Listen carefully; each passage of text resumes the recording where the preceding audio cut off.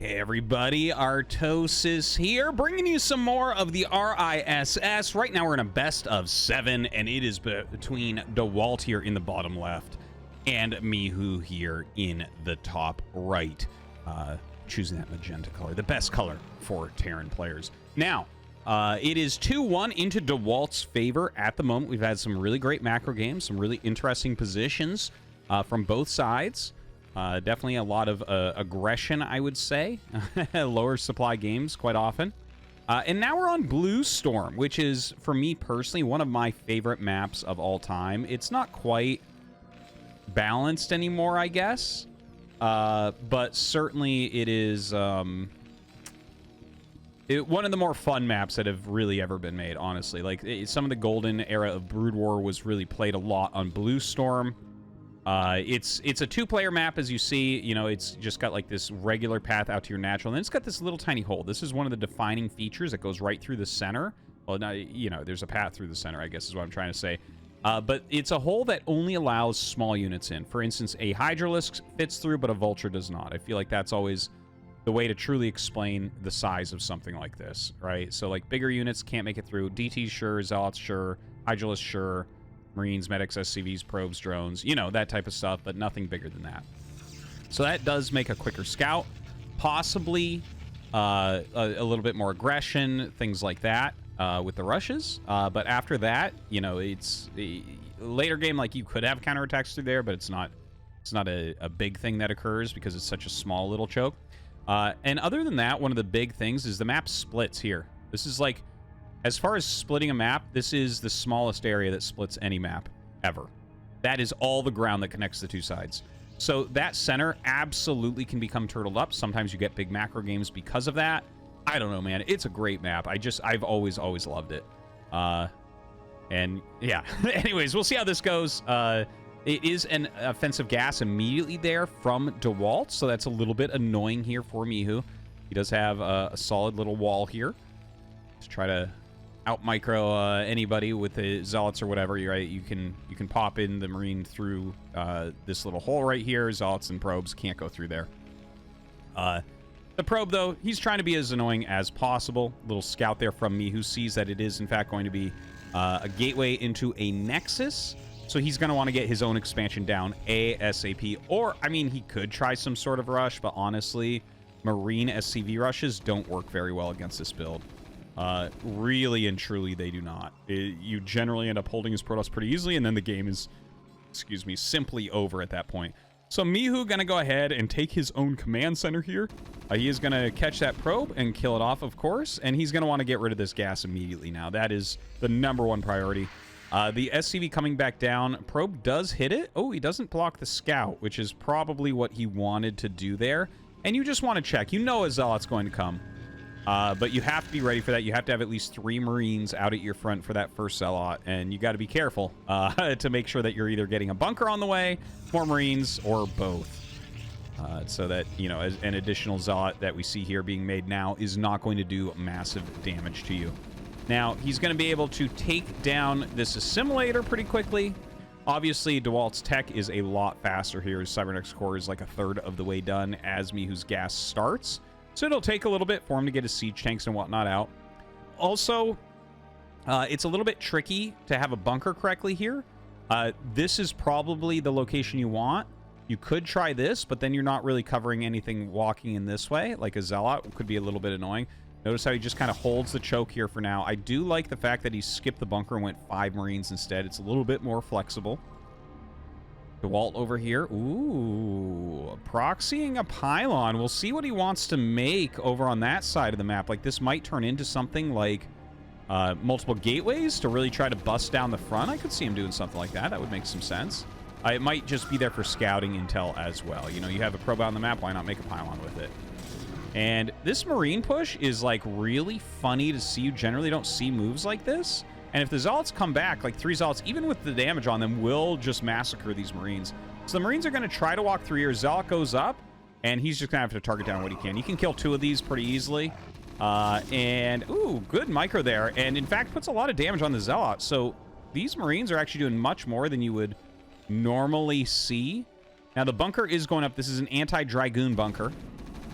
The Marines are doing way more damage than I literally ever thought possible here. This is fascinating to me that he's been able to get this much done before the Dragoon comes out. Like, he has done fantastically.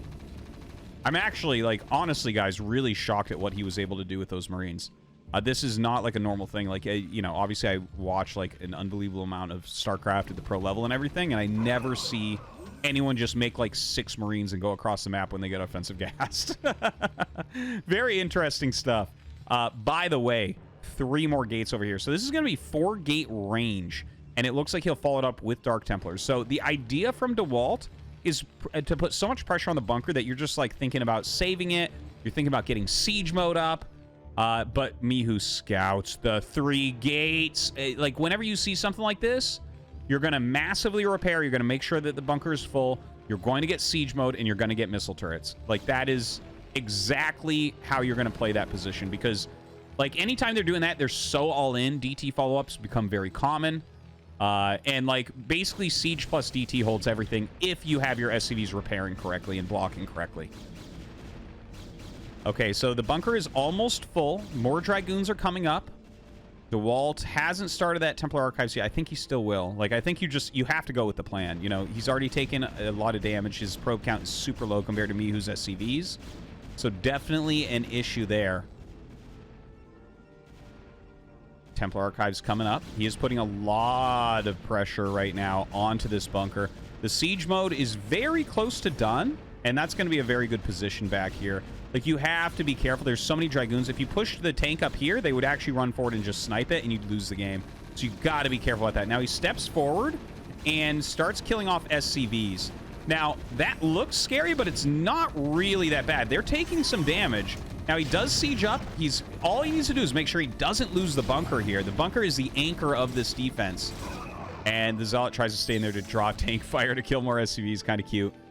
Now, the first couple Dark Templars are being made. Some more Zealots and Dragoons coming. The idea behind the Zealots are, well, first off, they don't cost gas, so you can bank up to make those DTs. But also, they deal, like, higher DPS output, and they have higher health. And if they're hitting the bunker and the siege tanks attack them, that adds damage to the bunker. So, like, the Zealots really can help with the bust of a bunker.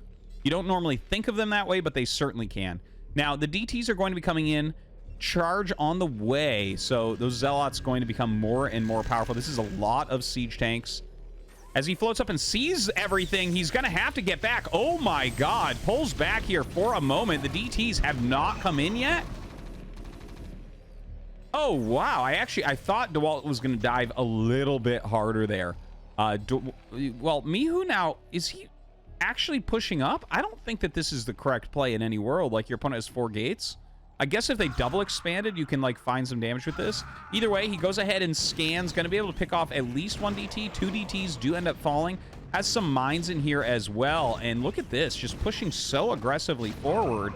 These Zealots coming in with these Dragoons. Ooh, drags a mine into himself.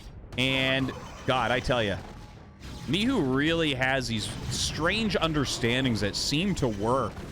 Does a fantastic job there. And Dewalt GG's Mihu with another point. All right, so jumping directly into game number 2 here, we see Dewalt going for a Nexus first on the map Goodnight. It's a 4-player map on those space tile sets. We have Mihu in the top left, just going for a pretty standard, what looks like it should be a factory expansion, but we'll see how quickly he scouts Dewalt. Definitely when you see a close spawning Nexus first and you're going for a build with your gas, you want to attack it. In fact, Flash is on the record saying if you go for a factory expansion, the reason is that you can punish a Nexus first build. So that's like a pretty strong statement there. We'll see if Mihu goes for that. I assume he will. He scouted it so quickly you can really optimize your build from here. And see how he skipped the NSCV right there. Like, I think he started and canceled and went for a Marine. That shows you exactly what his intentions are. If you scout this first, you can do that to get 1 additional Marine, which makes your push seriously so much stronger. Because normally, you're sitting on 1 Marine for a bit because you have to start the factory and you have to get your 2nd depot up. But when you scout that, you can cancel that SCV right at the beginning, produce those Marines, and be in a great spot. Now, Mihu is making a bunker straight up. He's going to force some probes to come down. The first Marine is actually almost here. Shield battery going down for Dewalt, so he's going to try to hold this with all of his might. 4 probes, I think, is a very good amount to keep this back for the time being. There is a forge on the way. So the forge, the problem here is it's like, is it too late? Is he going to be able to get a cannon up? Honestly, if he gets a cannon up, this game is almost over. Because if you're doing a rush like this and your opponent makes a cannon, man, that is the worst case scenario. That's what the forge expands are meant to do, is to get a cannon up so that this rush can't happen to you. But he's already here. That photon cannon, man, it's like, it's not even halfway done yet. He might be able to attack into it. Let's see. The 4th Marine coming up. He only has 3 SCVs, which is kind of surprising. I feel like if he had brought another 5 SCVs like you normally do with this build, then you'd be able to bust this immediately. But, like, seriously, this cannon finishing is going to ruin everything. Okay, he's going after these Zealots, and, well, this is bad news. He's got to kill that cannon. And he actually does. It doesn't take that many hits onto the army. He just barely gets in the nick of time. Very, very precise there from Mihu. I actually thought he was going to straight die. As is, though, he's taken some damage. Like, his units are a little bit more microable, but the probe's coming out to fight, too. Another photon cannon on the way. And the double vulture are actually going to wreck everything. Oh, my God. In fact, he's even making a 3rd vulture here. I don't think you can get the cannons up anymore, either. Look at that. The probes come out to fight and are trying to get around this. But it does look like Mihu is going to just slap his way through. This is, I mean, you can see the damage output of Marine Vulture against all these light units, or all these small units, I guess. This is StarCraft 1.2. But yeah, he's going to be able to knock those all out. The photon cannon, the 3rd one this game, not going to be able to finish. The SCV is actually doing a great job of blocking here. And Mihu with an extremely precise rush. Well, there are Dragoons coming out, so maybe Dewalt...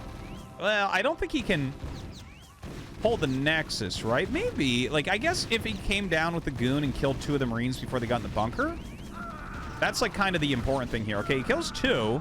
He kills all 3. Okay, pull the probes back. I mean, a Goon does fine against 2 Vultures. He has a shield battery as well, so this is not all that scary. See, he heals up. He did lose... Oh, man.